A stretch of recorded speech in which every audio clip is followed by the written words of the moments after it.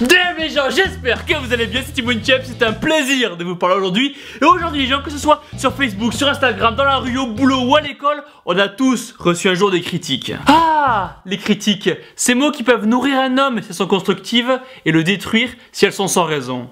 Damn, c'est beau ce que je viens de dire. Faut que je le note. Et comme cette chaîne est notre chaîne et qu'on est une putain d'équipe énorme et sèche avec la petite veine sur le bibi, j'ai voulu vous faire participer à cette vidéo. Je vous ai alors demandé sur Snapchat de m'envoyer les pires remarques qu'on vous ait jamais faites. Vous êtes prêts? C'est parti!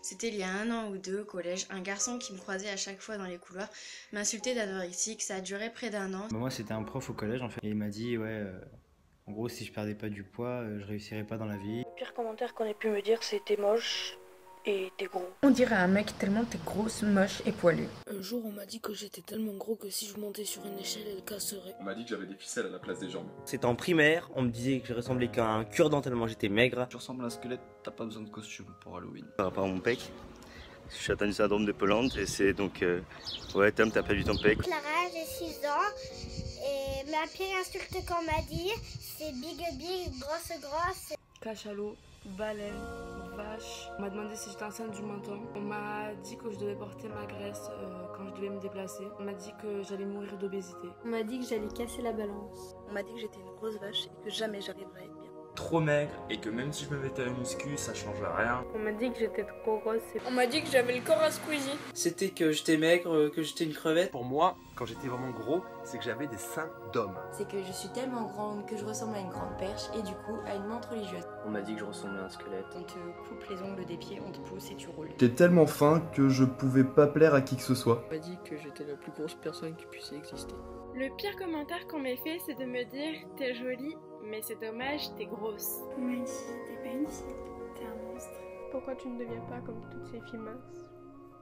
C'est lorsque j'étais hospitalisée en fait pour anorexie et on m'a demandé si je préférais me faire incinérer ou enterrer.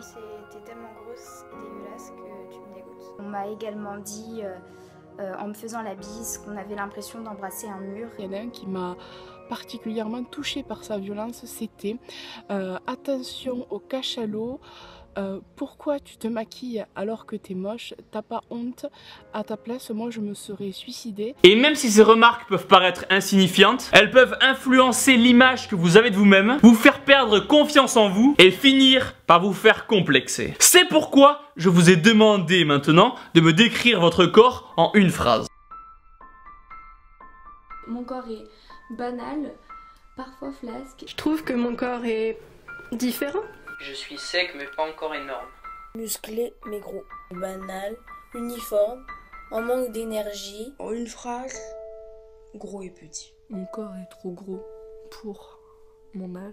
Mon corps c'est comme une tablette de chocolat sauf que elle a fondu. Mon corps est en pleine transformation, mais que ça se voit pas. Mon corps, je le trouve un peu trop gros. Mon corps est disproportionné. Je trouve que j'ai les jambes d'une fille mince et le ventre d'une fille en surpoids. Et le pire dans tout ça, c'est que souvent ces critiques vont venir de personnes qui vous entourent. Et si c'est le cas, vous n'avez pas à fréquenter ce genre de personnes qui osent vous juger sur votre physique. Vous n'avez pas à leur faire plaisir en vous forçant à devenir quelqu'un que vous n'êtes pas. Vous êtes gros, fin, musclé, petit et vous êtes bien dans votre corps. Alors tant mieux pour vous et ceux qui critiquent, qu'ils aillent se foutre un shaker dans le cul. Damn! Ils ne méritent pas que vous leur accordiez de votre temps. Alors, ne les écoutez pas et surtout, ne lâchez rien. Toujours plus fort. Je me suis entraîné pour leur donner tort.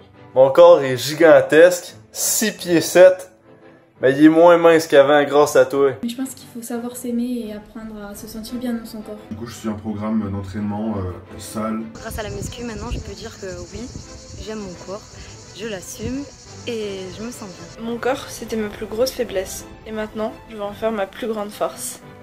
On m'a toujours dit que j'étais trop maigre. J'ai regardé une vidéo de Thibaut Inchep, ça m'a donné le déclic. Alors qu'est-ce que je fais maintenant? Je fais du riz d'Inde. Des gros seins d'homme. Après, j'ai fait une grosse diète. Alors moi je trouve mon corps trop mince. Mais t'inquiète pas, la prise de masse arrive. C'est qu'on m'avait dit que j'avais pas de bras donc voilà, tu vois. Et moi que je squattais pas alors. Alors que voilà, tu vois, ça se voit qu'elle squatte. Et maintenant grâce à toi je me reprends, je vais à la salle, tous les jours. Je me suis inscrite à la salle en début juin. J'ai changé, j'ai maigri. Et tout comme tu fais, je mange que des protéines, je fais du sport, franchement je suis au top. Mais j'ai cru en moi, et voilà où j'en suis arrivé. Et depuis juin, je fais que de la muscu. Mais depuis je me suis reprise en main, j'ai perdu 25 kilos et je me sens beaucoup mieux dans ma peau. Et j'ai découvert le temple, et maintenant tout va mieux. Bam, Thibaut, pendant 4 ans de suite, on m'a traité de squelettique, d'anorexique. Maintenant, je vais leur prouver le contraire.